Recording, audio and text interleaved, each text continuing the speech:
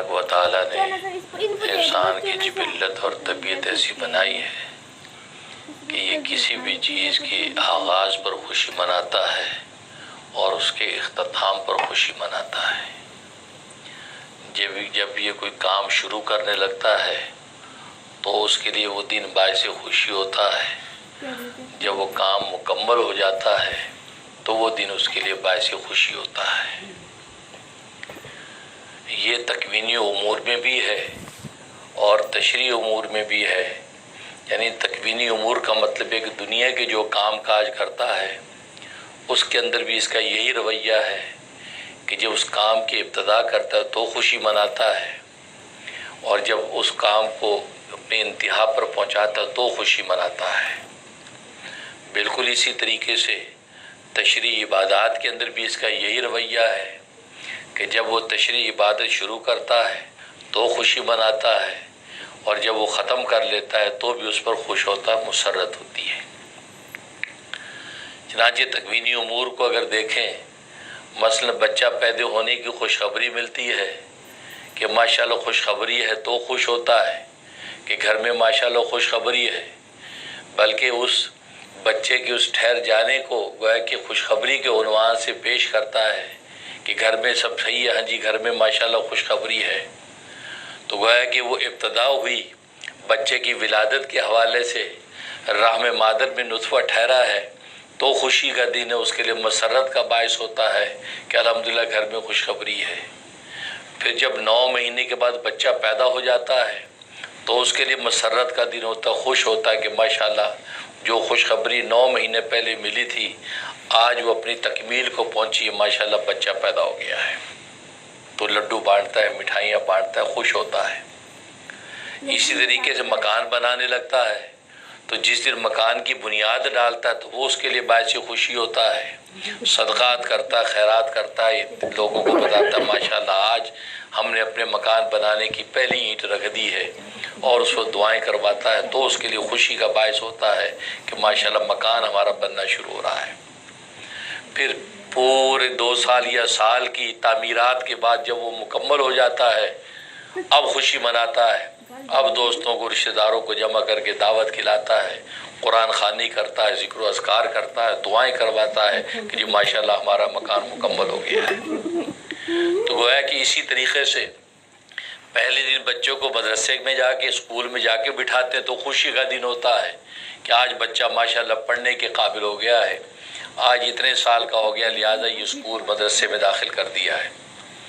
अब वो तालीम के मनाजिल तय करते करते जब अपनी डिग्री हासिल करता है तो गोया कि उसकी ग्रेजुएशन है तो उसके लिए खुशी का दिन होता है कि माशाल्लाह बच्चा आज अपनी तालीम की तमाम मंजिलें तय कर चुका है। जिसको 14 साल पहले स्कूल के अंदर दाखिल किया था आज माशाल्लाह ये ग्रेजुएट हो रहा है, BA कर लिया इसने, तो माशाल्लाह वो खुशी का दिन है। तो इसी तरीके से दुनिया के तमाम उमूर किसी को भी देख लें तो गोया कि पहला दिन वो उसके लिए खुशी का बायस है। नई दुकान खोली तो उसका खुशी का बायस है, उस पहले दिन के अंदर मुफ्त में सब चीज़ें लोगों को तकसीम करता है कि आज मुफ्त में सब माल मिलेगा। तो लोग आते हैं, दुआएं करते हैं, मिठाइयाँ बढ़ती हैं, फिर वो तरक्की करती है, दुकान अपने मनाजिल को तय करती है और एक दुकान नहीं रह जाती, अजीम बड़ी कंपनी बन जाती है, तो इंसान के लिए बायस खुशी है। इसी तरीके से जब तशरीई इबादत करने लगता है तो तशरीई इबादत के अंदर भी खुशी मनाता है। अब हज है, अब हज का आपका कुरान दाजी में नाम निकला है कि माशाल्लाह हज की खुशखबरी, हज पे जाना है तो खुशी मनाता है कि माशाल्लाह हज की तैयारियां हैं, मोहल्ले वाले आके मुबारकबाद दे रहे हैं, माशाल्लाह मुबारक आज हज पे जा रहे हैं। हालांकि अभी हज किया नहीं है, अभी तो सफ़र तय करना है, वहाँ की मुशक्क़तें उठानी है, सफ़र की सोबतें उसको बर्दाश्त करनी है, लेकिन तमाम अजीज़ व अकारीब आके उसको खुश खबरियाँ दे रहे हैं और उसको मुबारकें दे रहे हैं कि माशाल्लाह मुबारक हो आप हज पे जा रहे हैं, और जी खैर मुबारक जी अल्हम्दुलिल्लाह हज पे जा रहे हैं। तो आज अभी इब्तिदा है, आगाज़ है, उस पर खुशी मनाता है। और जब हज मुकम्मल हो जाता है, हाजी बन के वापस लौटता है تو سارا محلہ، سارا شہر، ساری بستی اس کے گلے میں ہار ڈالتی ہے، خوشی مناتی ہے۔ وہ خود بھی خوش ہوتا ہے کہ ماشاءاللہ ایک بہت بڑا فریضہ تھا، بڑا مشقت والا فریضہ تھا، جس میں مال بھی خرچ ہوتا تھا، بدن بھی قوتیں لگیں، وہاں کی آزمائشیں، گرمی، تپش سب برداشت کیا، آخر اللہ تبارک و تعالی منزل طے کرا دی، تو لہذا آج میری خوشی کا دن ہے۔ تو معلوم یہ ہوا کہ انسان کی یہ نیچر ہے، اور یہ جو اتنی عبادتیں ہیں جو اللہ تبارک و تعالی نے طے کر رکھی ہیں، ان کی ابتدا میں بھی خوشی، رمضان آتا ہے تو رمضان آنے پر خوشیاں ہیں کہ ماشاءاللہ رمضان آ رہا ہے، اس پر انسان خوشی منا رہا ہے کہ ماشاءاللہ رمضان ہے جی، پرسوں سے رمضان شروع ہو رہا ہے، اپنے کھانے پینے کے انتظامات، سحری افطاری کے اسکیجول بن رہے ہیں کہ جی ماشاءاللہ رمضان آ رہا ہے۔ اس کے بعد جب اینڈ ہوتا ہے تو خوشی مناتا ہے کہ الحمدللہ جو فریضہ اللہ تبارک و تعالی ہم پہ لاگو کر رکھا تھا، جس میں اپنی فطری خواہشات کو قربان کرنا تھا، اور فطرت کے سے جنگ کرنا یہ آسان کام نہیں ہے، انسان اپنے ذاتی بنیادوں پہ فطرت سے کبھی جنگ نہیں کر سکتا۔ ہاں، اللہ تبارک و تعالی کی ذات کی خاطر ہم نے یہ جنگ کی، ہم اللہ کی خاطر بھوکے رہے، اللہ کی خاطر پیاسے رہے، اللہ کی خاطر خواہشات سے دور رہے، یہ ایسے جذبے کے تحت اللہ نے ہم سے یہ کام کرایا، تو یہ الحمدللہ یہ فریضہ 29 یا 30 دن میں پورا ہو گیا، تو خوشی مناتا ہے، نہ صرف خود خوشی مناتا ہے بلکہ اسی خوشی میں خود اللہ تبارک و تعالی بھی شامل ہو جاتا ہے۔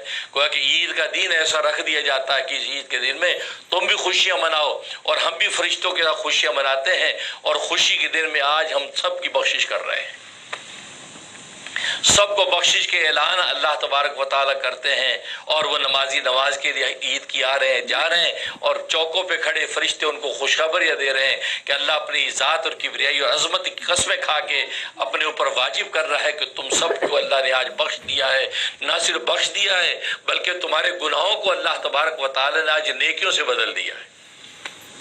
اور یہ کتنا بڑا شرف ہے کہ گناہوں کو نیکیوں سے بدل دے۔ گویا کہ اس دن جو جتنا بڑا گناہ گار ہوگا، عید کے دن اللہ تبارک و تعالی اس کو سب سے زیادہ نیکیاں عطا کر رہے ہیں۔ تو دیکھو، تو ابتدا اور انتہا پر خوشی، اور عبادات، یہ سب کی سب عبادات جو اللہ تبارک و تعالی لاگو کر رکھی ہیں، کہیں نماز ہے، کہیں روزہ ہے، کہیں زکوٰۃ ہے، کہیں حج ہے، یہ سب کی سب عبادات اس انسان کی اس خوشی کے لیے ہے کہ جس کے ذریعے سے یہ انسان اللہ تبارک و تعالی کو قرب پاتا ہے، اللہ تبارک و تعالیٰ کو پہچانتا ہے، اللہ تبارک و تعالیٰ کی معرفت حاصل کرتا ہے۔ اس لیے کہ مملوک جب اپنے مالک کو پہچان لے تو یہ اس کی زندگی کی سب سے بڑی معراج ہے۔ مخلوق اپنے مالک کا پتہ، خالق کا پتہ ڈھونڈ لے، اس کی زندگی کی سب سے بڑی معراج اور ترقی ہے۔ اور یہ مرزوق اپنے راضی کا پتہ تلاش کر لے تو اس سے بڑھ کر اس کے لیے کوئی ترقی و ارتقا نہیں ہے۔ تو گویا کہ یہ ساری کی ساری چیزیں اس انسان کے اندر جو ہے وہ عبادتوں کی وجہ سے پیدا ہوتی ہیں، اور اللہ نے عبادتیں اس لیے لاگو کی ہیں تاکہ انسان کے اندر وہ اخلاق کی بلندی پیدا ہو جائے، اخلاق کی وہ وسعت اس کے اندر پیدا ہو جائے کہ اس وسعت کے اندر وہ اپنے مالک اور خالق کو پہچان لے۔ اس لیے عبادات لاگو کی گئی ہیں، ورنہ نیری عبادت ہی مقصود ہوتی، اس سے کسی قسم کا اصلاح اور تزکیہ مقصود نہ ہوتا، تو وہ عبادت تو ملائکہ پہلے سے کر رہے ہیں، ملائکہ ہم سے زیادہ اچھی عبادت کر رہے ہیں، وہ سجدے میں پڑے تو سجدے میں پڑے ہیں، رکوع میں جھکے تو رکوع میں جھکے ہوئے ہیں، قیام میں کھڑے تو قیام میں کھڑے ہیں۔ حدیث میں آتا ہے کہ ایسے ملائکہ اللہ نے پیدا کر رکھے ہیں، وہ جب سے پیدا ان کو کیا وہ رکوع ہی کے اندر ہیں۔ ایسے ملائکہ پیدا کیے ہیں جب سے ان کو پیدا کیا وہ سجدے میں پڑے، ایسے ملائکہ پیدا کیے جب سے پیدا کیا وہ قیام میں ہی کھڑے ہیں، ایسے ملائکہ پیدا کیے جو اللہ سے دعا و مناجات کر رہے ہیں تو دعا و مناجات ہی کر رہے ہیں۔ اس سے آپ اندازہ لگائیے کہ ایک مومن مسلمان چند لمحے کے 30-70 سیکنڈ کا سجدہ جب کرتا ہے تو اللہ تبارک و تعالیٰ اس کو ایسا قرب دے دیتے ہیں کہ اس کا سر اللہ کے قدموں میں جا پہنچتا ہے۔ 30 سیکنڈ کا، 10 سیکنڈ کا سجدہ، اس کی یہ حالت ہے۔ جو ملائکہ مسلسل سجدے میں پڑے جب سے پیدا کیے گئے ہیں تو آپ ان کے قرب کا عالم کا اندازہ کیجیے، اللہ تبارک و تعالیٰ کی کیا رحمتیں ان پر اتر رہی ہوں گی۔ لیکن ان عبادتوں سے ان فرشتوں کا تزکیہ مطلوب نہیں ہے، ان کے اخلاق کی اصلاح مقصود نہیں ہے، کیونکہ ان کے اندر کوئی بدخلقی نہیں ہے، ان میں کسی قسم کی کوئی جو باطنی رذائل نہیں ہے، وہ تو پہلے سے اتنا مزکہ اور مصفہ ہے کہ ان کا سانس اللہ تبارک و تعالیٰ کی عبادت ہے، اور وہ عبادتیں جب کرتے ہیں تو ایسے کرتے ہیں جیسے ہم سانس لیتے ہیں، اب सांस लेते हुए हमें पता नहीं चलता, हम सांस लेते हुए थकते नहीं हैं, थकते नहीं हैं। ये कुरान ने कहा कि ला यफ्तरून, कि ये फरिश्ते इबादतें करते थकते नहीं हैं, जिक्र अज़कार करते थकते नहीं हैं। क्यों? अल्लाह तबारक व तआला ने गोया कि उनकी इबादतों को उनके लिए सांस लेने की तरह बना दिया है। आज हम सांस लेते सुबह शाम, हम थकते नहीं हैं। हम बाकी हर कैफियत से थक जाते हैं, देखते देखते थक जाते हैं, सुनते सुनते थक जाते हैं, सूंघते सूंघते थक जाते हैं, चखते चखते थक जाते हैं, चलते चलते थक जाते हैं, पकड़ते पकड़ते थक जाते हैं। गोया कि जितनी भी हमारी बाकी कैफियत है, सोचते सोचते थक जाते हैं। लेकिन एक कैफियत इंसान की बदन, वो है सांस की जो कैफियत है, सांस लेते लेते हम कभी थकते नहीं हैं। कभी हमने सोचा यार 15 घंटे से सांस ले रहा हूं, बस यार जरा 1 घंटा बस आराम करेंगे, सांस नहीं लेंगे, कभी नहीं करते। हाँ, देखते देखते कि यार भाई 10 घंटे से देख रहे भाई, आंखें भी अब तो मेरी तो कहीं, बस भाई अब मैंने आंखें बंद करके सो रहा है। यार कब से यार तुम्हारी ये बहस तमीज में सुन रहा हूं, मैं तो कान ही पक गए यार, बस करो यार, अब मुझे जरा सुकून दे। चलते चलते यार थक गए भाई, ये तो पाँव के अंदर यार गिट्टे पड़ गए, बस यार थोड़ा सा आराम कर ले। हर चीज, देखिए ये कैफियत, सांस की कैफियत ऐसी है कि जिसको हमने कभी नेमत भी नहीं समझा। हमने आंखों की बीनाई को नेमत समझा, हमने कान की सुनवाई को नेमत समझा, हमने जबान की गोयाई को नेमत समझा, हम हाथ की लम्स को नेमत समझा, हमने सांस को कभी नेमत ही नहीं समझा। हमने कहा हाँ ये तो ऑटोमेटिकली चीज चल रही है। लेकिन कब इसको नेमत समझा? जब ये कोरोना वायरस आया, जब ये कोविड आई, ये कोरोना वायरस जब आया, तब हमें पता चला है ये सांस भी कोई नेमत है भाई। अरे ये सांस अंदर का अंदर रह गया, ऊपर को ऊपर रह गया, सांस नहीं आ रहा, बेचैन जान नहीं कर रही। अब हमें समझ में आया कि ओहो सांस कितनी बड़ी नेमत है। अब हमने सोचा कि यार हम आंखों की बीनाई को शुक्र करते हैं, हम ये कान की सुनवाई का शुक्र करते हैं, जबान की गोयाई का शुक्र करते हैं, सांस का कभी शुक्र नहीं किया। हमें सांस का भी शुक्र करना है। या अल्लाह तेरा शुक्र है, तूने हमारे फेफड़ों को बिल्कुल नॉर्मल और तंदुरुस्त रखा है, सांस हमारा रवानी के साथ चलता है। वरना कोरोना वायरस के छोटे से अटैक में हमारी सांस बंद हो रही थी। उस सांस की बंदिश में लोगों की हलाकतें हो गई, लोग मर गए। तो ये अल्लाह तबारक व तआला पूरी कायनात को एक झटका दिया कि जिसको तुम नेमत नहीं समझते और तुम्हारी सबसे बड़ी नेमत है। जिस सांस के चलने पर तो तुम्हारी आंखें देख रही थी, जिस सांस के चलने पे तुम्हारी नाक सूंघ रही थी, जिस सांस के चलने पे तुम्हारे कान सुन रहे थे, जिस सांस के चलने पे तुम्हारी जुबान चख रही थी, जिस सांस के चलने पे तो तुम्हारे कदम उठ रहे थे, हाथ पकड़ रहे थे, उस सांस को तुमने नेमत नहीं समझा। मैं तुम्हें मनवाता हूं कि ये बहुत बड़ी नेमत है। तो पता चला कि यार सांस कितनी बड़ी नेमत। तो बिल्कुल इसी तरीके से तो फरिश्तों के लिए अल्लाह तबारक व तआला इबादत को सांस बना दिया है, लेकिन वो किसी इस्लाह और तज़किये के लिए नहीं, किसी अखलाक की बुलंदी और पस्ती के लिए नहीं है, क्योंकि उनके अंदर इस किस्म की कोई दनात है ही नहीं, इस तरह की कोई खिस्सत है ही नहीं, अखलाक की पस्ती उनके अंदर है ही नहीं। अल्लाह तबारक व तआला उनको जिस मंजिल पे पैदा किया नूरानियत और कुदूसियत की, उस नूरानियत कुदूसियत पर चल रहे हैं। हाँ, ये सब गंदगियां हमारे अंदर है, क्योंकि हमें अल्लाह ने जिस्म और रूह से पैदा किया है। जिस्म मिट्टी से बना है, खनखनाती बदबूदार मिट्टी से बना है, और ज़ाहिर जिस्म जो है वो क्या है? जुल्मानी है। मिट्टी अंधी होती है, गंदी मिट्टी होती है, उस मिट्टी से इंसान को बनाया गया है। लिहाजा उससे क्या पैदा होती है? उससे कसावतें पैदा होती हैं, रज़ाइल पैदा होती हैं। तो गोया कि इस जिस्म और बदन की वजह से हमारे अंदर रज़ाइल पैदा होते हैं, हमारे अंदर पूरी सिफात ज़ाहिर होती हैं, जिसमें बुखल है, हिर्स है, किबर है, रिया है। ये बुनियादी 4 जो बुराइयां हमारी इस जिस्म की कैफियत से पैदा होती हैं। और दूसरा रूह से बनाया है। रूह के अंदर, रूह नूरानी है, रूह अल्लाह तबारक व तआला का अमर है। तो अमर इलाही, लिहाजा वो नूरानी रूह जब इसे जिस्म के अंदर आती है तो ये जिस्म भी अल्लाह तबारक व तआला के नजदीक नूरानी हो जाता है। ये जिस्म जब उस रूह के मंशा के मुताबिक सजदों में गिरता है, रुकों में झुकता है, क़याम में खड़ा होता है, लब्बैक के नारे लगाते अल्लाह के घर पहुंचता है, तो अल्लाह तबारक व तआला के नज़दीक ये बदबूदार जो जिस्म था उस इस नूरानियत की वजह से अल्लाह के यहाँ ऐसा हो जाता है कि आसमान के फरिश्ते भी रशक करते हैं।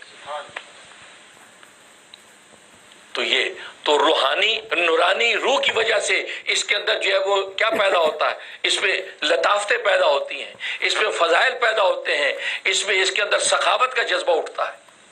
اس کے اندر جو قناعت کا جذبہ پیدا ہوتا ہے، اس کے اندر جو تواضع کا جذبہ پیدا ہوتا ہے، اس کے اندر اخلاص کی دولت پیدا ہوتی ہے، تو گویا کہ یہ نورانی صفات اخلاق فضیلہ اس کے اندر پیدا ہوتے ہیں۔ تو جسم کی وجہ سے اخلاق رذیلہ پیدا ہو رہے ہیں، رذیل اور برے اخلاق پیدا ہو رہے ہیں، اور روح کی وجہ سے اخلاق فضیلہ پیدا ہو رہے ہیں۔ اب ان دونوں میں اعتدال اور توازن کیسے رکھنا ہے؟ اس اعتدال اور توازن کو قائم رکھنے کے لیے اللہ تبارک و تعالی نے ہم پر عبادتیں لاگو کر دی ہیں۔ تم نمازوں میں کھڑے نظر آؤ، تم روزے میں بھوکے نظر آؤ، تم زکاتیں بانٹتے نظر آؤ، تم لبیک کے نعرے لگاتے میرے گھر کی تو دوڑتے نظر آؤ۔ ان عبادتوں کو جب تم کرو گے تو یہ جو دو مختلف طرح کی جو متضاد قوت ہیں، ان میں اعتدال رہے گا، تجاوز حد سے نہیں بڑھے گا۔ تم حریص بن کے دنیا کے اندر غرق نہیں ہو جاؤ گے، تم جب متکبر بن کے دنیا میں ابلیس نہیں بن جاؤ گے، تم جب بخیل بن کے دنیا کے اندر جو ہے وہ گھٹیا اور خسیس راستے اختیار نہیں کرو گے۔ ہاں، تم عبادتیں جب کرتے رہو گے تو اللہ تبارک و تعالیٰ تمہارے بخل میں اعتدال پیدا کر کے تمہارے اندر سخاوت پیدا کر دیں گے، تمہاری حرص میں اعتدال پیدا کر کے تمہارے اندر قناعت پیدا کر دیں گے، تمہارے جو کبر کے اندر اعتدال پیدا کر کے تم میں تواضع پیدا کر دیں گے، تمہارے ریا کو کاٹ کے تمہارے اندر اخلاص پیدا کر دیں گے۔ تو ان عبادتوں کی وجہ سے اللہ تبارک و تعالیٰ یہ ساری کے سارے رذائل کو فضائل میں بدلتے ہیں۔ اس لیے کہیں نماز پڑھتا ہے انسان، کہیں روزہ رکھتا ہے، کہیں زکوٰۃ دیتا ہے، کہیں حج کرتا ہے، نماز کی وجہ سے تواضع پیدا ہوتی ہے، زکوٰۃ کی وجہ سے سخاوت پیدا ہوتی ہے، روزے کی وجہ سے اخلاص پیدا ہوتا ہے، اور حج کی وجہ سے قناعت پیدا ہوتی ہے۔ اب یہ چار جو اخلاق فضیلت ہے، یہ چار عبادتوں کی وجہ سے پیدا ہوتے ہیں۔ اگر ایک شخص نمازی تو بہت اچھا، روزے نہیں رکھتا، اس کا مطلب اس کی اخلاقی بلندی میں کمی موجود ہے۔ ایک آدمی روزے اچھے رکھتا، زکاتیں نہیں دیتا، اس کا مطلب ہے کہ اس کے اندر جو ابھی اخلاقی بلندیاں پیدا نہیں۔ ایک شخص نماز جو زکات سب کرتا ہے، حج نہیں کرتا، اس کو پتہ نہیں کہ حج بھی کرنے کی کوئی چیز ہے۔ کتنے بڑے بڑے مالدار ہیں یہاں نظر آتے ہیں، ان کو پتہ نہیں کہ حج بھی کرنا ہے۔ اچھا، وہ ضروری ہے، چلو انشاءاللہ دیکھیں گے، کوئی اسکیجول نکالتے ہیں۔ ایسے لوگ ملے ہمیں، تعجب ہوتا ہے، بھئی اس کو یہ خبر نہیں۔ اس کا وجہ اخلاقی پستی مبتلا ہے۔ جب چاروں عبادتیں کرتا ہے تو اب اللہ تبارک و تعالی اس کے اندر یہ سارے کی ساری کیفیات پیدا کرتے ہیں۔ اس کے اندر قناعت پیدا ہو جاتی ہے، اس کی حرص جو ہے قناعت میں بدل جاتی ہے، حرص قناعت میں بدل جاتی ہے، تکبر اس کا تواضع میں بدل جاتا ہے، بخل و حسد اس کا جو ہے وہ سخاوت میں بدل جاتا ہے۔ کیونکہ یاد رکھو 3 گنا سب سے پہلے کائنات میں 3 گنا ظاہر ہوئے۔ سب سے پہلے جو ہے وہ تکبر ظاہر ہوا، روٹی کھا لیے، اور یہ ابلیس نے تکبر کیا۔ کس بات پہ؟ آدم کو سجدہ نہیں کیا، آدم کو سجدہ نہ کرنے کا تکبر کیا۔ اس نے کہا کہ میں اس کو سجدہ کروں؟ خلقتنی من نار و خلقتہ من طین، اے رب آپ نے مجھے آگ سے پیدا کیا ہے، اور آگ تو بلندی کی طرف جاتی ہے، بلندی کو پکڑتی ہے، اور اس کو مٹی سے پیدا کیا، مٹی بلندی پہ ڈالو پستی میں گرتی ہے، تو بلندی والا پستی والے کے سامنے سجدہ کیسے کر سکتا ہے؟ سب سے پہلے سے تکبر کیا، لہذا تکبر کے نتیجے میں اللہ تبارک و تعالیٰ اس کو راندہ درگاہ کر دی۔ اور دوسرا گناہ حرص کا ہوا۔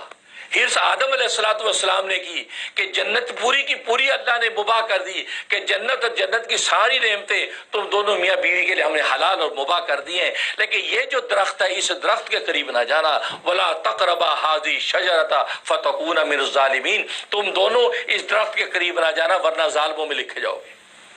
آدم نے حرص کی، اور حرص کی وجہ سے وہ درخت اسی درخت کی طرف گئے۔ پوری جنت نظر آ رہی ہے، اس میں ساری نعمتیں ہیں، اس کو نہ دیکھا، وہ درخت پہ نگاہ، اور یہ انسان کی نیچر ہے، آپ ساری چیزیں اس کو مباح کر دو، کہتے یہ اس کو نہیں ہاتھ لگانا۔ اب آپ نے سوچے گا یار اس کو کیوں نہیں ہاتھ لگانا، اسی کو ہاتھ لگاتا ہوں۔ اب ابا بچوں کو کہتے بیٹا دیکھو یہ سب صحیح ہے، یہ نہیں کرنا۔ اب بچے اسی پر سوچتے کہ یار یہ کیوں نہیں کرنا، وائے وہ اسی کی طاقتوں میں رہتے ہیں۔ یہ نیچر ہے انسان کی۔ آدم علیہ السلام کو ساری جنت مباح کر دی، اس ایک درخت سے روکا، اس کے قریب نہیں جانا، یعنی یہ بھی نہیں کہا کہ اس درخت کا پھل نہیں کھانا، بلکہ قریب بھی نہیں جانا۔ اس کا مطلب اس قدر سختی کہ اس کے اسباب اور وسائل بھی اختیار نہیں کرنا۔ جیسے زنا کے بارے فرمایا ولا تقربوا الزنا، زنا کے قریب بھی نہیں جانا۔ کیا مطلب؟ یہ نہیں کہا زنا نہیں کرنا، تاکہ قریب بھی نہیں جانا. کیا مطلب؟ کہ زنا کے جو دوائی ہوتے ہیں، جو اسباب ہوتے ہیں، وہ بھی اختیار نہیں کرنا. اس میں انسان بد نظری کرتا ہے، آنکھ مٹکا کرتا ہے، فون کے ذریعے سے ہیلو ہائی رابطے بڑھاتا ہے، چیٹ کر کے ایک دوسرے سے ہیلو ہائی کرتا ہے. یہ سارے اسباب. تو اسباب کے قریب بھی نہیں جانا، کیونکہ اسباب جب اختیار کرو گے ایونچولی بڑھتے بڑھتے بڑھتے بڑھتے تم اس گناہ کے اندر مبتلا ہو جاؤ. لہذا پہلے سے روک دیا کہ یہ سارے اسباب گیٹ وے میں بھی انٹر نہیں ہونا چاہے کہ تم زنا کرو. تو آدم علیہ السلام کو اتنی سختی سے منع فرمایا اس درخت کے قریب بھی نہیں جانا. پھل کھانا تو دور کی بات. اب وہ ہرس جو تھی اندر کی، آدم علیہ السلام میں ہرس کا گناہ ہوا ان سے، چنانچہ وہ اسی درخت کی طرف گئے، اسی درخت کی. عام طور پہ لوگ سوچتے ہیں کہ یار اللہ نے آخر ایسا حکم کیوں دیا؟ ساری جنت جب مباح کر دی، اس ایک درخت کو بھی مباح کر دے تو اس کا پھل بھی کھاتے. آخر اللہ نے روکا کیوں؟ آخر اس سے کیوں روکا؟ باقی ساری جنت مباح کر دی. اس کی کیا وجہ ہے؟ ورنہ سخی آتا تو دسترخوان پہ جب کوئی بیٹھتا تو مہمانوں کو کہتے بھی ساری جنت کھاؤ بھائی، سب تمہارا ہے. لیکن ایک کو منع کر دیا. اس کی وجہ کیا ہے؟ اصل میں وجہ وہی ہے کہ اللہ تبارک و تعالیٰ آدم علیہ السلام کی یہ آزمائش کرنا چاہتے تھے. یہ بتانا چاہتے تھے کہ تو اور تیری ذریت جو دنیا کے اندر آئے گی ان کو میری آزمائشوں سے گزرنا پڑے گا. کہیں میں اس کو دوں گا، کہیں ان کو روکوں گا، کہیں ٹوکوں گا، کہیں روکوں گا، کہیں عطا کروں گا، کہیں اس سے منع کروں گا، تاکہ ان کے اندر ابھی سے وہ کیفیت پیدا ہو جائے کہ دنیا میں سے میٹھا میٹھا نہیں ملے گا سب کھاتے پیتے رہو، نہیں، بلکہ کہوں گا یہ کھاؤ یہ نہ کھاؤ، یہ پیو یہ نہ پیو، یہ پہنو یہ نہ پہنو، یہ اوڑھو یہ نہ اوڑھو. تو گویا کہ یہ سب چیزیں کروں گا تاکہ ابھی سے آدم علیہ السلام کی ضروریت گھٹی کے اندر ہی کیفیت پیدا ہو جائے. تو کل کو دنیا کے اندر جب ضروریت آئے تو اس کو پتا ہو کہ یار سارا حلال نہیں ہے تمہارے لیے، سارا حلال نہیں ہے، حلال کے اندر بھی بہت کچھ حرام ہے. اب کہنے کو تو بکرا حلال ہے لیکن بکرے کا سارا کچھ حلال نہیں ہے. کہنے کو تو مرغی حلال ہے لیکن مرغی کا سب کچھ حلال نہیں ہے. ایک تقسیم اوپر کی، خنزیر اور بکرے میں کیا حلال ہے؟ بکرا حلال ہے، خنزیر حرام ہے. پھر بکرے کے اندر بھی یہ چیزیں بکرے میں حرام ہے. کیوں؟ اس لیے کہا کہ تاکہ کوئی وہ اس آزمائش سے نہیں کرے اور اللہ کی اطاعت اور اللہ کی منشا پہ چلنے کا وہ عادی رہے کہ آپ پورا بکرا جب ہمارے لیے حلال ہے تو پھر سب کچھ کھاؤ اس کا. یار کہہ دیا کہ یہ نہ کھاؤ، اس کے بکرے کی شرمگاہ نہ کھاؤ، یہ کیوں نہ کھاؤ بھائی؟ کہ کوئی بات نہیں، اس کی خوشی نہ کھاؤ، کیوں نہ کھاؤ؟ سارا بکرا جب حلال ہے تو پھر یہ 5-7 چیزیں. اس کا مطلب اللہ یہی تو آزمانا چاہتے ہیں. بیوی تمہارے لیے حلال ہے لیکن بیوی کا سب کچھ حلال نہیں ہے تمہارے لیے. اس میں پابندی لگا دی بیوی کے ساتھ اس طریقے سے صحبت کرنا یہ تمہارے لیے حرام ہے، ورنہ ویسے بیوی حلال. اس کا مطلب یہ حلال کے اندر بھی اللہ تبارک و تعالی نے بالکل ایسی پوری جنت کو حلال کر دیا لیکن اس کے اندر بھی ایک حصہ رکھ دیا کہ یہ تیرے لیے مباح نہیں، حرام ہے. اگر اس کو تو نے ہاتھ ڈالا تو ظالموں میں لکھا جائے گا. اور پھر وہ انسانی ہرس کہ آدمی وہیں جاتا ہے کہ آدم علیہ السلام نے ہرس کا گناہ کیا اور وہ کھایا. نتیجہ کیا ہوا؟ اللہ تبارک و تعالی نے زمین پر اتار دیا. اور پھر آ کے یہ دعا کرتے رہے ربنا ظلمنا انفسنا وان لم تغفر لنا. واقعی ہم نے اپنے آپ پہ ظلم کیا. آپ نے کہا تھا فتکون من الظالمین، تم ظالموں میں سے ہو جاؤ گے اگر کھاؤ گے. واقعی وہی ہم کر بیٹھے. ربنا ظلمنا انفسنا وان لم تغفر لنا وترحمنا، اگر آپ نے ہمیں معاف نہ کیا اور آپ نے ہم پہ رحم نہ کیا فتکون من الظالمین، تو گویا کہ ہم پہ ظالموں میں سے رہیں گے. تو معلوم یہ ہوا کہ یہ ہرس کا گناہ. اور تیسرا جو گناہ سب سے پہلے ظاہر وہ حسد کا گناہ ہوا. اور حسد کا گناہ قابیل نے کیا. آدم علیہ السلام کا بیٹا قابیل اور حابیل 2 بھائی ہیں. تو قابیل جو بڑے قاف کے ساتھ 2 نقطوں والا قاف، وہ قابیل وہ قاتل ہے. بس اوقات نام یاد نہیں رہتا کہ یار قاتل کون تھا، مقتول کون تھا. تو حضرت حکیم الامت مجدد ملت مولانا شبلی تھانوی رحمہ اللہ تعالی نے بڑی اچھی گویا کہ ایک ٹپ دے دی. فرمایا کہ قاتل قاف سے شروع ہوتا ہے، بڑے قاف سے، تو قابیل قاف سے شروع ہوتا ہے، تو قاتل قابیل ہے. جب قاتل قابیل ہے تو مقتول کون ہوا؟ حابیل ہوا. اور وہ کہتے چھوٹی ہاں سے شروع ہوتا ہے اور ہلاک کا لفظ فرمایا، فرمایا ہا سے شروع ہوتا ہے، تو ہلاک جو ہوا وہ فرمایا حابیل. تو یہ ٹپ، کیونکہ ٹپس ہوتی ہے اس سے یاد رکھنا آسان ہوتا ہے۔ تو قابیل قاتل تھا، اس نے حسد کیا، تو سب سے پہلا گناہ جو ہے حسد کا ہوا، کیونکہ 3 گناہ کائنات میں سب سے پہلے ظاہر ہوئے، ایک کبر کا گناہ، دوسرا حرص کا گناہ، اور تیسرا جو ہے وہ حسد کا گناہ۔ قابیل نے اپنے بھائی حابیل کے ساتھ حسد کیا کہ یہ میری بہن کے ساتھ اس کا نکاح ہوگا، میری بہن تو اس کی بہن سے زیادہ خوبصورت ہے، کیونکہ ابتدا میں آپ جانتے ہیں بہن بھائی کا نکاح ہوتا تھا کراس میں، صبح میں جو بہن بھائی پیدا ہوئے شام کو پیدا ہونے والی بہن بھائی کے ساتھ نکاح ہو رہا ہے۔ اب قابیل کی بہن زیادہ حسین و جمیل تھی، حابیل کی بہن زیادہ حسین و جمیل نہیں تھی، تو اس وقت اس نے حسد کیا کہ اوہو اس کو یہ اتنی خوبصورت میری بہن مل جائے گی، نہیں۔ اب اس نے کہا کہ میں اپنی بہن سے نکاح کروں گا۔ اب جھگڑا شروع ہوا، تو نتیجہ یہ کہ آپ جانتے ہیں اس کے بعد پھر آگے ساری تفصیل شروع ہوئی، اور یہ طے ہوا کہ ٹھیک ہے دونوں قربانی پیش کرو، اللہ کے راز میں صدقہ پیش کرو۔ جس کا صدقہ اللہ تبارک و تعالیٰ کے یہاں قبول ہو گیا تو اللہ تبارک و تعالیٰ جو ہے اس کا نکاح اس کے ساتھ جائز کر دیں گے۔ چنانچہ قابیل اور حابیل دونوں نے اپنی تیاری شروع کر دی۔ تو حابیل نے ایک مینڈا پالا، اس کو خوب کھلایا پلایا، فربا طاقت اور مضبوط کیا، پورا اچھا بھلا چنگا ہو گیا، اپنی عمر کو پہنچ گیا۔ ادھر اس سے فصل لگائی، کھیتی لگائی کہ بھی کھیتی لگا کے اب میں یہ اللہ کے راستے میں دوں گا۔ اب وقت آ گیا کہ چلو بھی یہ پہاڑی کے اوپر اپنی قربانی رکھ دو۔ تو قابیل نے اپنی جا کے جو کھیتی رکھی وہ سڑی بسی ایسی چیزیں تھی، وہ کوئی زیادہ اس سے شوق و ذوق کے ساتھ کچھ نہیں کیا، اور جا کے وہاں جو گزارا گٹھر رکھ دیا۔ اور اس وقت قبولیت صدقے کی ترتیب یہ ہوتی تھی کہ آسمان سے ایک آگ آتی تھی، اس کو جلا دیتی تھی، اس کو ہڑپ کر جاتی تھی، یہ اس کا مطلب ہے آپ کا صدقہ قبول ہو گیا۔ اب قابیل نے جب اپنا وہ رکھا تو وہ آگ نہیں آئی، آگ نے جلایا نہیں۔ حابیل نے جب جا کے اپنا دمبا رکھا، مینڈا رکھا، تو آسمان سے آ گیا اور اس کو اٹھا کے لے گئی، جلا دیا اس کو، تو گویا کہ وہ قبول ہوگی۔ تو آدم علیہ السلام نے فیصلہ کیا کہ اس کا مطلب یہ ہے کہ اللہ تبارک و تعالیٰ کا منشا یہی ہے کہ قابیل کا نکاح حابیل کی اس بہن کے ساتھ ہوگا، اور حابیل کا نکاح اس قابیل کی بہن کے ساتھ ہوگا۔ اس پر پھٹا ہو گیا، نہیں یہ نہیں ہو سکتا، مجھے تو اسی سے نکاح کرتا ہے۔ اور آپ جانتے ہیں کہ آج کی دنیا میں بھی یہ سب چلتا ہے، عورت کے حسن و جمال پر فریفتہ ہو کر لوگ خونی رشتے بھول جاتے ہیں، بہن بھائی کے رشتے بھول جاتے ہیں، اس کے حسن و جمال پہ ایسے فریفتہ ہو کر سگے بھائیوں کا خون کر دیتے ہیں کہ نہیں اس کو کیوں، یہ مجھے ملے، رقیب کو قتل کرتے ہیں۔ انہوں نے یہ سوچا کہ میں قتل کروں گا، چنانچہ وہ تفصیلی واقعہ ہے، یہاں تک کہ قابیل نے حابیل کو قتل کیا، اور حابیل نے کہا کہ میں تو ہاتھ نہیں بڑھاؤں گا، اس لیے کہ بس میں تو اللہ کے سپرد معاملہ کرتا ہوں، لہذا قتل ہو گئے۔ اس لیے سب سے پہلا مقتول جو دنیا کے اندر ہوا وہ حابیل ہوا ہے۔ چنانچہ دنیا میں جتنے قیامت تک مقتول ہوں گے، ان مقتولوں کو جو اجر ملے گا اللہ تبارک و تعالی ان سب کا اجر حابیل کو بھی عطا کریں گے،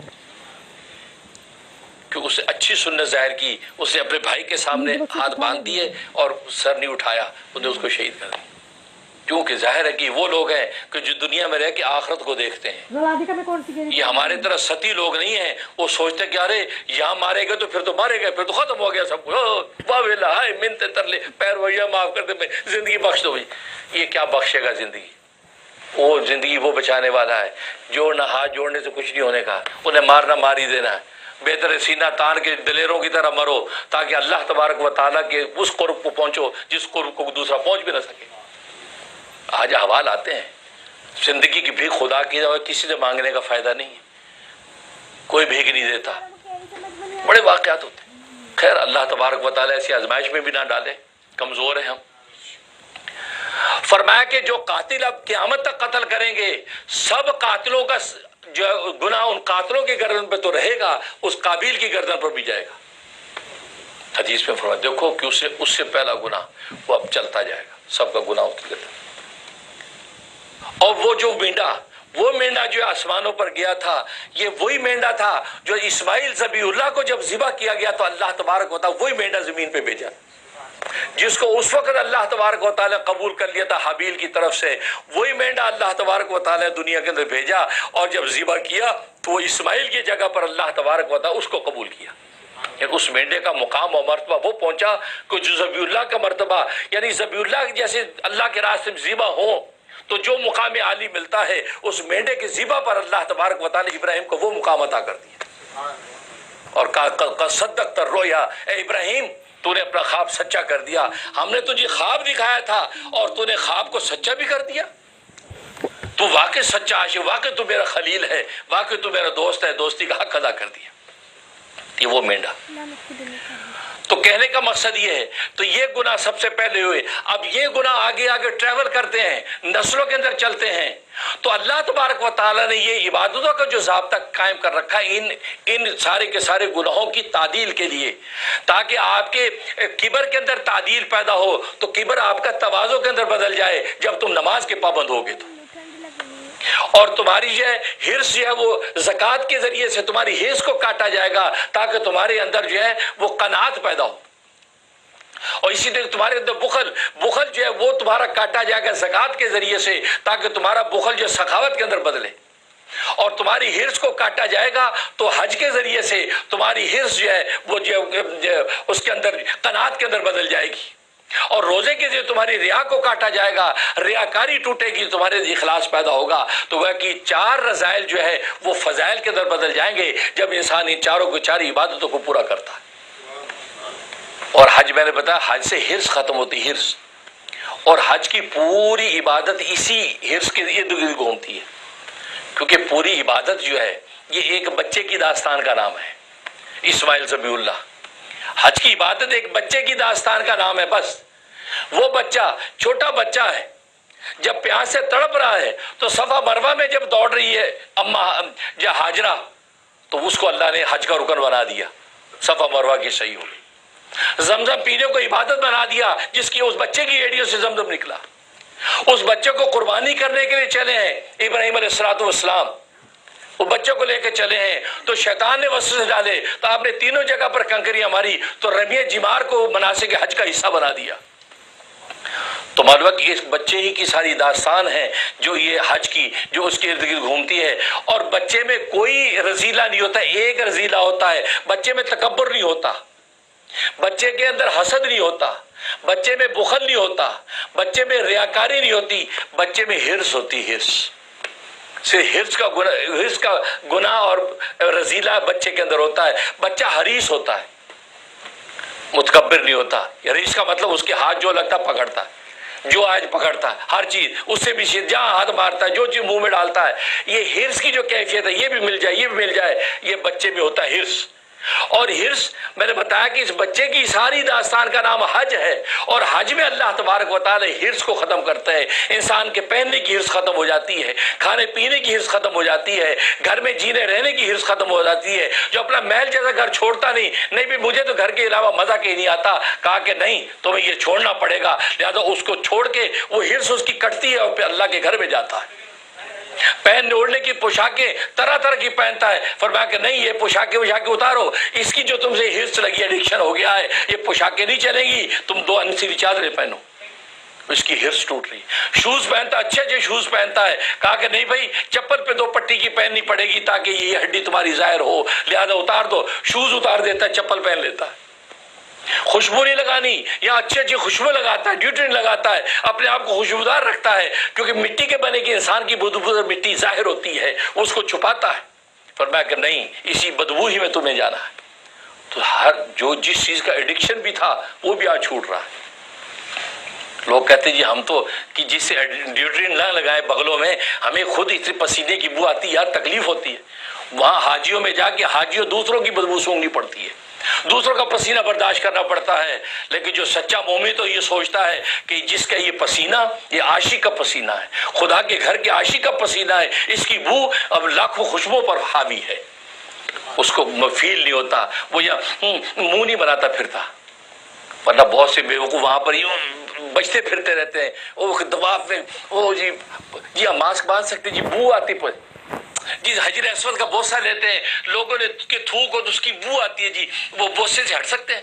اس کا مطلب آپ نے نہ حج کو سمجھا، نہ حج کے عشق کو سمجھا، نہ عشق و مستی آپ کو پتہ ہے، آپ انہی چیزوں میں رہ گئے ہیں۔ یہ انہی چیزوں کی تو اصلاح اور تزکیہ مقصود تھا کہ آپ وہاں پر یہ سوچیں یہ سارے عاشقان خدا ہیں، یہ اللہ کے مہمان ہیں، ان کی ہر اچھی بری کو میں جب برداشت کروں گا تو اللہ تبارک و تعالیٰ مجھے اپنا محبوب بنا لیں گے۔ تو دیکھو وہاں حج کے اوپر یہ ساری حرص، یہاں تک کہ روزے کی حالت میں تو کھانے پینے سے منع کیا، اس کے بعد آپ کھاتے پیتے ہیں، لیکن حج میں فرمایا خوشبودار کھانا نہیں کھانا، اگر ایسا کھانا جس میں خوشبو ہے اس کی بھی اجازت نہیں ہے۔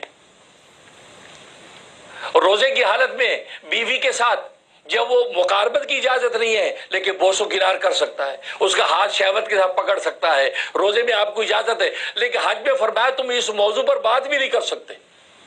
یہ حج میں اور سختی ہو گئی، اگر بیوی سے تم نے شہوت کے ساتھ ہاتھ لگایا جنایت ہو گئی، آپ کو جرمانہ دینا پڑے گا، شہوت کا بوسہ لے لیا جرمانہ دینا پڑے گا۔ تو گویا کہ اور اس موضوع پر گفتگو اگر تم نے کر لی مقاربت صحبت پر، فرمایا جنایت ہو گئی، تو گویا کہ آپ اتنی سختی، تو یہ اس کی حرص جو ہے نا، حرص کھانے کی حرص، پینے کی حرص، پہننے کی حرص، بیویوں کی حرص، ساری حرص کو توڑ رہا ہے یہ حج کہ کچھ بھی کرنے کی اجازت نہیں۔ یہ اتنے دن یہ آپ نے بالکل اللہ تبارک و تعالیٰ کے لیے حج کرنا ہے، 8 ذی الحجہ کو احرام باندھنا ہے، اس میں 12 ذی الحجہ یا 13 ذی الحجہ تک تم نے مناسک پورے کرنے ہیں، اس کے بعد تمہاری بیوی حلال ہوں گی۔ اب یہ 5 دن کا ایسا انٹینسیو کورس ہوتا ہے کہ انسان کی حرص ٹوٹ جاتی ہے، اور حرص توڑنے سے مقصد قناعت ہے، قناعت ہے، زہد مقصد نہیں ہے کہ آپ 2 چادر لپیٹ کے امریکہ میں بھی پھرتے رہیں، چپل پہن کے امریکہ میں بھی پھرتے رہیں، ننگے سر آپ پاکستان انڈیا میں بھی پھرتے رہیں، یہ مقصد نہیں ہے۔ اور امریکہ میں آ کر بیوی کو بھی ہاتھ نہ لگائیں، خوشبو کا کھانا نہ، یہ مقصد نہیں ہے۔ بس 5 دن کی جب ٹریننگ کر لی، یہ آپ کے اندر ول پاور پیدا کر دی، اور آپ کو یہ احساس پیدا کر دیا کہ یار اس کا مطلب خوشبودار کھانے کے بغیر بھی بھوک مٹ جاتی ہے، یار یہ پوشاک پہنے بغیر بھی یار زندگی گزر جاتی ہے، یار بیوی کے بغیر بھی اللہ کی عبادت ہو جاتی ہے۔ تو گویا کہ جب یہ احساس، اور پھر پوشاک کے اور بوٹ اور خوشبو کے بغیر بھی وقت گزر جاتا ہے، دیکھو اتنا بڑا وقت ہم گزار کے آئے ہیں، تو نتیجہ کہ ان چیزوں کی اہمیت ختم ہو جاتی ہے۔ جب اہمیت ختم ہو جاتی ہے، اللہ کے غیر جب اس کی نظر سے ٹوٹ جاتا ہے تو اللہ پھر نظر آنے لگتا ہے، پھر اللہ کے غیر سے پھر اللہ کی طرف ٹریول کرتا ہے۔ جو اللہ یہ حلق تک تو پہنچ چکا ہے، وَنَحْنُ أَقْرَبُ إِلَيْهِ مِنْ حَبْلِ الْوَرِيدِ، یہ شاہ رگ سے بھی زیادہ قریب ہوں، حلق تک پہنچ چکا ہے، اس کو پھر قلب تک پہنچانے کی محنت کرنا آسان ہو جاتی ہے۔ یہ حلق سے قلب تک پہنچانا، بس یہ حج کے اندر جب انسان جب یہ سارے مناسک کرتا ہے، اس کو یہ پتہ چل جاتا ہے اوہو یار یہ حلق سے قلب تک خدا کو اتار لینا تو بہت آسان ہے۔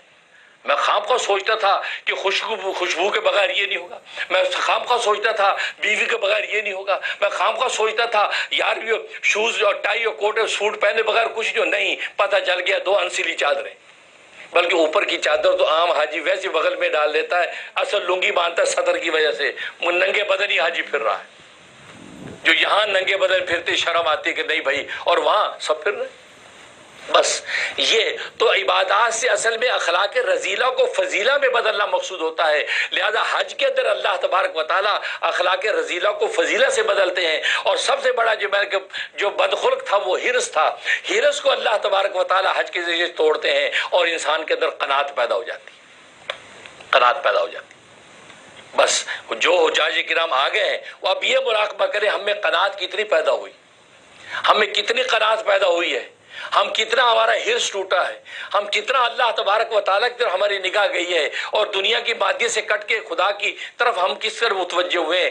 اگر وہ اس کے اندر حرص اس کی ٹوٹی 100% حرص 50 میں آ گئی ہے، 40 میں آ گئی ہے، یا 0% ہو گئی ہے، تو پھر تم سمجھ جاؤ کہ انشاءاللہ ہمارا حج قبول ہو گیا ہے۔ اسی حج کو حج مبرور نبی نے کہا کہ حج مبرور کا بدلہ اللہ کیا ہے سوائے جنت کے اور کچھ نہیں ہے، جنت مل گئی، اور اس حال میں اللہ اس کو واپس لوٹاتا ہے کہ فرمایا کہ یوم ولدت رجع ولدت امہ، فرمایا کہ راجا کا یوم ولدت امہ، کہ حاجی اس حال میں لوٹتا ہے جیسے اس کی ماں نے آج ہی جنا ہے۔ تو دیکھو بچے کی داستان تھی، حرص توڑ کے آیا، واپس آیا تو اللہ نے اس کو بھی بچہ بنا دیا، اللہ نے اس کو بھی بچہ بنا دیا، جیسے بچے کے اندر کسی قسم کا کوئی گناہ نہیں ہوتا، تو گویا کہ اس کی بھی پورے نامہ اعمال کو اللہ نے گناہوں سے صاف کر کے نیکیوں سے بھر دیا ہے۔ بلکہ حاجی کا مقام بچے سے بھی بڑھ جاتا ہے کہ بچے کے نامہ اعمال میں گناہ نہیں ہے تو اس کے نامہ میں نیکیاں بھی نہیں ہیں، لیکن حاجی کے نامہ اعمال میں گناہ ختم ہونے کے ساتھ نیکیوں سے بھرا ہوا ہے، اور اتنا اونچا مقام اللہ کے اس کی ہو جاتا ہے کہ حدیث میں آتا ہے اپنے گھر میں پہنچنے سے پہلے جو بھی دعا جس کے لیے ہاتھ اٹھا کے کرے گا اللہ تبارک و تعالیٰ اس کی دعا کو فوراً قبول کر لیتے۔ اس لیے کہا جاتا ہے کہ حاجی آئے، ایئرپورٹ پہ اترا اور گھر کی طرف آیا، اس سے پہلے اس سے دعا کرا لو۔ تبھی سنت ہے کہ حاجی پہلے سیدھا مسجد میں آئے، محلے کی مسجد میں آئے، وہاں محلے کے لوگ ملیں، اپنی دعائیں کرائیں، وہ سب کے لیے دعائیں کرے اور 2 رکعت وہاں نماز حاجت پڑھے، شکرانہ پڑھے، اور اس کے بعد گھر جائے، کیونکہ گھر جانے کے بعد گھر گیا تو گھر گیا، اب اس کا وہ مقام نہیں رہے گا جو مقام اس سے پہلے تھا۔ لہٰذا اس لیے مسجد میں آ کے حاجی سارے محلے کے لیے دوستوں احباب کی دعائیں کر کے جائے، اس لیے کہ ابھی تک اللہ نے اس کو وہ جو ہے کمال عطا کر رکھا، فضل دے رکھا ہے کہ ہاتھ اٹھائے گا خالی نہیں لوٹیں گے۔ اس لیے حاجیوں سے دعا کرایا کرو، مبارکیں دیتے ہی اس سے دعا کیجیے، ہمارے دعا کریں، ایئرپورٹ پہ ہاتھ اٹھا دیجیے جو دعا کیجیے، اپنی دعائیں کراؤ، کیونکہ وہ اس وقت اس مقام پر ہے کہ اس کی دعا قبول ہو جائے گی۔ لیکن عام طور پہ ہم وقت ہے کس پہ کرتے ہیں، ہار پہنا دیا، مار کے دے دی، واہ واہ ماشاءاللہ، چوم لیا، وہ چلو میری گاڑی میں، یا میری گاڑی میں، ادھر حاجی کو ادھر، وہ حاجی کو ادھر کھینچتا ہے، میری گاڑی میں آئی۔ بھائی اللہ کے بندوں کے تحمل سے حاجی صاحب آپ کھڑے ہو جائیں، سارے بھائی آپ ہاتھ اٹھا کے دعا کر دیں، بیٹی کی دعا کر دے، شادی کے لیے اچھا رشتہ آ جائے، کاروبار کی دعا کر دے، اللہ ہمیں مل جائے، دعا کر دے، ہمیں اللہ اپنے گھر کا دیدار کر دعا کرا۔ حاجی صاحب سے دعا کراؤ، دعا کرانے کے بعد اب اس کو گھسیٹو کسی بھی گاڑی میں، ہوئی یہ پہلی شور مٹ جاتا، نتیجہ کیا ہوتا ہے، اصل وہ لمحات ہے، وہ لمحات ضائع ہو جاتا۔ اللہ سے دعا ہے کہ اللہ تبارک و تعالی حاجیوں کے حج کو قبول فرمائے، اور قربانیاں کرنے والے جنہوں قربانیاں پیش کی ہیں اپنے جانوروں کی، اللہ تبارک و تعالی ان کی قربانیوں کو قبول و منظور فرمائے۔ ظاہر ان کے بارے میں بشارت حدیث میں یہی ہے کہ ابھی خون کے قطرے زمین پہ گرتے نہیں ہیں، اس سے پہلے اللہ تبارک و تعالی کا قبول ہو جاتے ہیں۔ اس کا اونچا مقام ہے، اللہ تبارک و تعالی عمل کرنے کی توفیق عطا